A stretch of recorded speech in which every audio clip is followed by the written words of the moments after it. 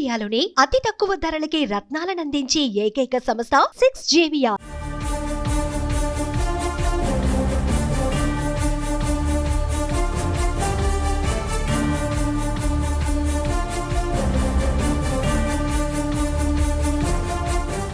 ప్రస్తుతం నేను ఇప్పుడు సికామణి సెంటర్లో ఉన్నాను. నా వెనకాల ఆందోళన జరుగుతుంది.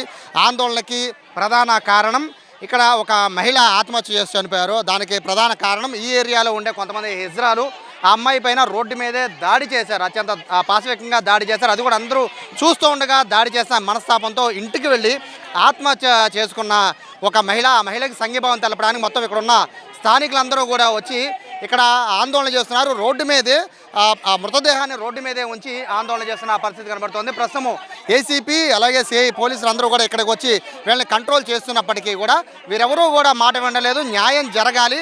ఈ మనకి కనబడుతున్న మృతదేహం కనబడుతోంది. ఆవిడ పల్లెపోగు కుమారి. ఇదే ప్రాంతంలో ఆవిడ ఉంటూ ఉంటారు. ఈ పక్క రోడ్లోనే ఆవిడ ఇల్లు. ఆ అమ్మాయిని 5 సంవత్సరాల నుంచి అబ్బాయి ప్రేమించాడు. వాళ్ళ అమ్మోళ్ళకి వాళ్ళందరికీ ఇష్టమే. వాళ్ళు నిడమానూరులో ఉండేవాళ్ళు.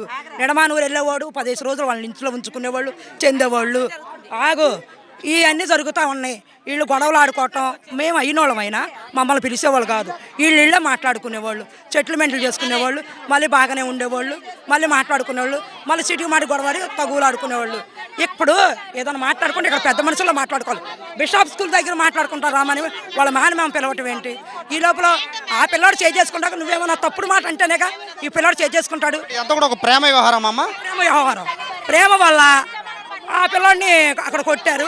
వాళ్ళ మేనమామని అబ్బాయి కొట్టాడంట. కొడితే ఇంటికి తీసుకొచ్చింది. ఇంటికి తీసుకొచ్చిన తర్వాత ఇంట్లో పెట్టారు. అజరాలు అందరూ వచ్చి ఇంటి ముందు చప్పట్లు కొట్టుకుంటూ పాట పాడారు. వీళ్ళందరూ దండం పెట్టినా కూడా వీళ్ళు చెప్పు పెట్టి కొట్టారు. వీళ్ళ పెద్ద బాబుని ఒక అబ్బాయిని చెప్పు పెట్టి కొట్టారు. సరేలే అని చెప్పి వీళ్ళు పోలీస్ స్టేషన్కి వెళ్తాక పోలీసు వాళ్ళు ఫోన్ చేసి పిల్లోడిని అప్పు చెప్పేశారు. వీళ్ళు అప్పు చెప్పుకున్నారు. అప్పు చెప్తే పిల్లోడి కోసం వెళ్తాక ఈయన రోడ్డుకి వచ్చారు. ఈయన కొట్టేశారు. ఈయన కొట్టేలాక ఆ అమ్మాయి డబ్బులు తీసుకొని బయటకు వచ్చింది. ఈ అమ్మాయి బయటకు వచ్చేలాకే వీళ్ళు 10 మంది దాకా ఉన్నారు. ఆటోలో వచ్చి దూకి చంపబెట్టి కొట్టగానే కింద పడిపోయింది. ఇజ్రాయెల్కి ఏం సంబంధం? వాళ్ళు చుట్టాలు. ఇప్పుడు పిల్ల తరపోళ్ళు ఎజరాలు దానిల అన్న అబ్బాయి వాళ్ళ చుట్టం. దానిల అన్న అబ్బాయి చుట్టం. వాళ్ళందరూ కలిసి వాళ్ళు చేసి వాళ్ళకు ఫీడింగ్ చేస్తాడు. వాడి దగ్గర ఒక 10 మంది కుర్రోళ్ళు దాకా ఉంటారు. ఏంటి అలా చేసుకుంటా ఈమెని చంపదెబ్బ కొట్టి బట్టలు లేకుండా పొత్తికొడి కొడితే ఆ అవమానంతో మేము కుర్రోళ్ళు తీసుకొచ్చే నేను ఇంట్లోకి వెళ్ళిపోతే మా ఇంటికి వెళ్ళిపోయి ఆ రకంగా రోడ్డు మీద ఒంటి మీద బట్టలు చింపేసి కొట్టడం ఎంతవరకు న్యాయమో మీరు చెప్పండి. ఇది మీకు ఈ సమాజానికి వీళ్ళకి న్యాయం అనిపిస్తే చేయండి అండి. ఇప్పుడు కంప్లైంట్ ఇచ్చారా? అంటే హిజ్రాలు కొట్టారని కంప్లైంట్ ఇచ్చారా? చెప్పేదేనండి. మామూలుగా హిజ్రా అంటే ఏంటండి, వాళ్ళు ఆడోళ్ళకి లాగా మారడం. ఒక సాటి ఆడదాన్ని మరి వాళ్ళు అంతమంది ఆడోళ్ళు కలిసి ఎట్లా కొట్టారు? వాళ్ళు మారారంటే ఆడోళ్ళే కదా. నడి రోడ్డు మీద బట్టలు చింపేసి కొట్టారు. మానంలో కొడితే ఆమె బెడ్ మీద యూరిన్కి వెళ్తే బ్లడ్డే వచ్చింది. అంత ఘోరంగా కొట్టారు. ఇంట్లో భర్త ఒక్కడు కొడితే భార్య భరించలేదు. అలాంటిది వాళ్ళు హిజ్రాగా మారినా వాళ్ళ పవరు మగవాళ్ళదే ఉంటుంది. అంత మగవాళ్ళు 15 మంది తంతే పొజిషన్ ఎలా ఉంటుంది మీరు ఆలోచించండి. వీళ్ళకి 11వ తారీఖున వెళ్ళింది కేసు. కొట్టారని పెట్టారు. వీధి పెట్టింది. అందరు సంతకాలు చేసి పెట్టారు. అప్పటి నుంచి నలుగుతుంది. 13వ తారీఖున చచ్చిపోయింది. 13, 14, 20, 15 3 రోజులు వాళ్ళని ఎంతవరకు పట్టుకోలేదు. ఇక్కడ ఆపడానికి ప్రయత్నం అంటే రోడ్డు మీద కొట్టారన్నాడు కదా, ఆపడానికి ప్రయత్నించలేదా? వాళ్ళు హిజ్రాలు వాళ్ళు ఒక్కళ్ళు అయితే ఆపుతామండి, ఇద్దరంటే ఆపుతాం. 15 మందిని ఎలా ఆపుతారు? వాళ్ళని చూస్తే భయపడతారు. బట్టలన్నీ తీసుకొని రోడ్డు మీద నిల్చొని వేరంగా చేస్తుంటే ఎవరైనా భయపడతారు కదా. కంప్లైంట్ ఇచ్చారా పోలీసులకు హిజ్రాలు కొట్టారని? 11వ తారీఖున ఫైల్ అయింది. 11వ తారీఖున ఫైల్ అయింది. ఏం తీసుకోవట్లేదు వాళ్ళకి. మా చెల్లిలామే 5 అమ్మాయి ఇప్పుడు 5 రోజులు అయ్యింది. 5 రోజులు అయిందే కానీ ఇప్పుడు ఆ కేసు వాళ్ళు తీసుకోలేదు, అలా పట్టుకోలేదు. ఇప్పుడు ఈ పరిస్థితి ఏంటి? ఇవాళ ఆ పాప అయింది, ఇంకో రోజు ఇంకొక ఆమె అయింది. అది ఏంటి పరిస్థితి? చిన్న పర్సు పోతేనే వాళ్ళ తల్లిదండ్రులు తీసుకెళ్లి కూర్చోబెడుతున్నారు స్టేషన్ లో. ఇంత క్రైమ్ జరుగుతుంది. వాళ్ళ పేరెంట్స్ కానీ వాళ్ళ ఇంట్లో వాళ్ళు కానీ ఎవరిని పట్టుకోరండి మీరు.